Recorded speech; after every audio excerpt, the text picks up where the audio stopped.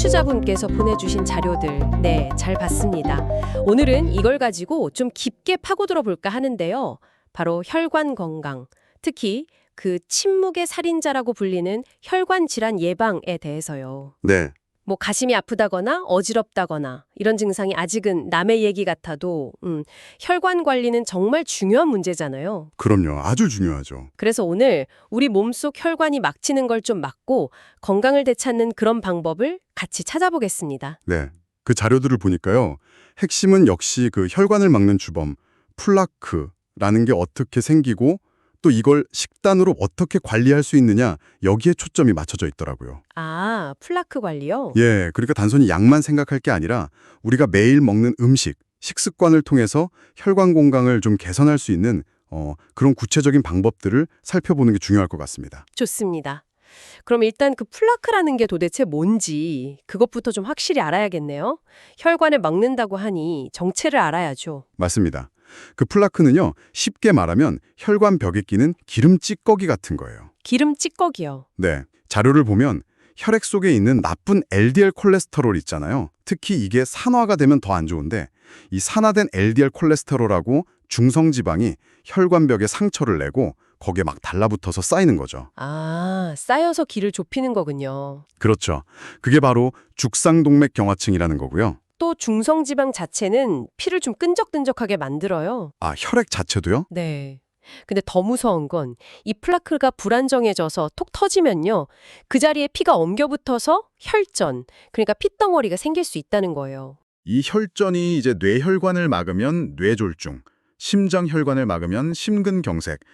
정말 치명적일 수 있죠. 이야, 생각만 해도 정말 아찔한데요.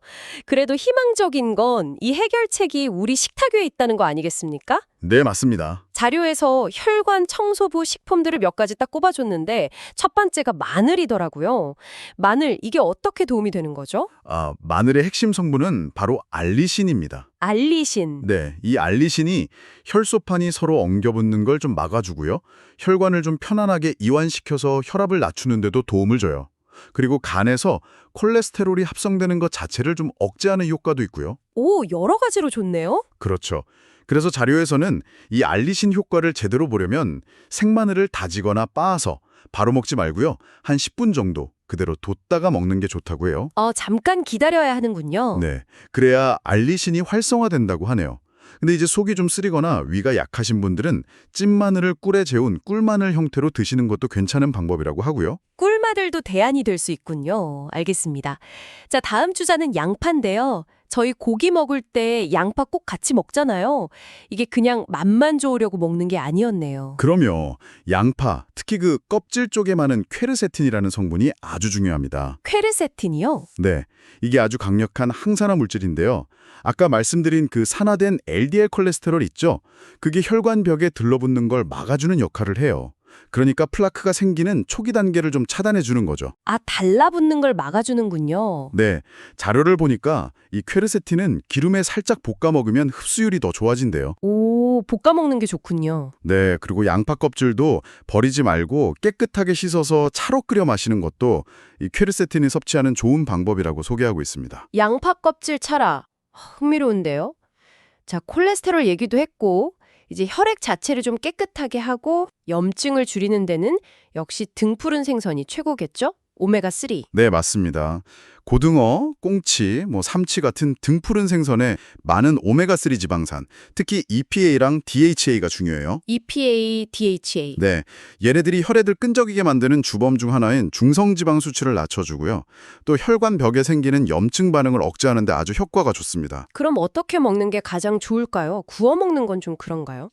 자료에서는 사실 회나 찜, 조림 형태로 먹는 걸 더 권장하긴 해요. 오메가3를 좀 더 잘 보존하는 방식이죠. 근데 재밌는 건 통조림 제품도 괜찮다는 거예요. 아, 통조림도요? 간편한데? 네, 생각보다 영양 손실이 적고 심지어 그 통조림 안에 있는 기름 있잖아요. 그것도 생선 자체에서 나온 좋은 기름이니까 같이 활용하는 게 좋다고 하더라고요. 오, 기름까지 먹으라니 새로운 정보네요. 자, 마지막으로 귀리가 나왔습니다. 이거 뭐 슈퍼푸드로 워낙 유명한데 혈관에는 구체적으로 어떻게 작용하는 거죠? 앞선 애들랑 좀 다른 방식 같은데요? 네, 맞아요. 귀리의 핵심은 베타글루칸이라는 수용성 식이섬유입니다. 베타글루칸? 네, 이게 물이랑 만나면 젤처럼 좀 끈적해지거든요. 그 상태로 우리 장 속에서 콜레스테롤이나 담즙산에 딱 달라붙어요. 그리고 그대로 몸 밖으로 가지고 나가버리는 거죠. 아, 흡착해서 배출시키는 거군요. 그렇죠. 콜레스테롤 재흡수를 막는 거예요. 그리고 혈당에 급격하게 오르는 것도 막아주고요. 먹는 방법은요?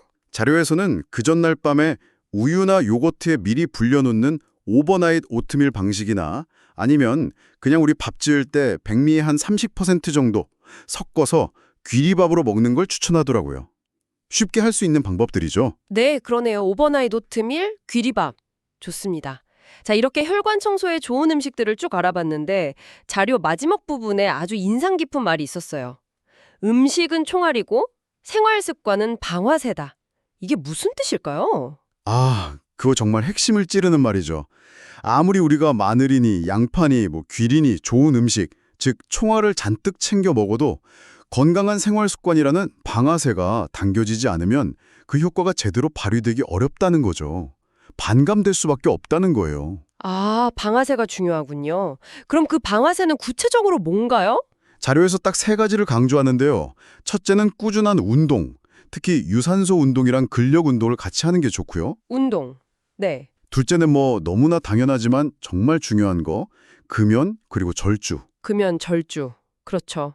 그리고 셋째가 충분한 수면, 하루 7시간 이상 자는 거랑 스트레스 관리입니다. 이 건강한 습관들이 바로 우리가 먹는 좋은 음식들의 효과를 최대로 끌어올려줄 진짜 방아쇠 역할을 하는 셈이죠. 결국은 식단하고 생활습관 이 두 가지가 같이 가야 한다는 거네요. 오늘 얘기 나눈 마늘, 양파, 등푸른 생선, 귀리 이런 식품들이 분명 혈관 청소에 큰 도움이 되겠지만 네, 그렇지만 운동하고 담배 끊고 술 줄이고 잠 잘 자고 스트레스 잘 관리하는 거 이게 함께 가야 진짜 변화가 온다. 이 점을 꼭 기억해야겠네요. 맞습니다. 근데 이걸 한 번에 다 바꾸려고 하면 너무 부담스럽잖아요. 그렇죠. 작심삼일 되기 쉽죠. 네. 그래서 자료 마지막에도 조언하는 것처럼 그냥 오늘 저녁 식사 때 밥에 귀리 한 줌 섞어보는 거 아니면 내일 샐러드에 올리브오일 이것도 자료에 나온 좋은 식품이죠. 살짝 뿌려보는 거 이런 작은 실천부터 시작해보는 게 중요하다고 생각해요. 작은 시작. 네. 그 작은 시작이 당신의 혈관에 새로운 길을 열어줄 수 있습니다. 정말로요. 당신의 몸은 당신이 먹는 것으로 만들어지고 당신의 건강은 당신의 작은 습관으로 결정된다. 오늘 나눈 이야기들 생각하시면서 당신의 식탁과 일상에서 어떤 작은 변화를 시도해 볼 수 있을지 한번 고민해 보시면 좋겠습니다. 당신의 선택이 당신의 건강한 내일을 만듭니다.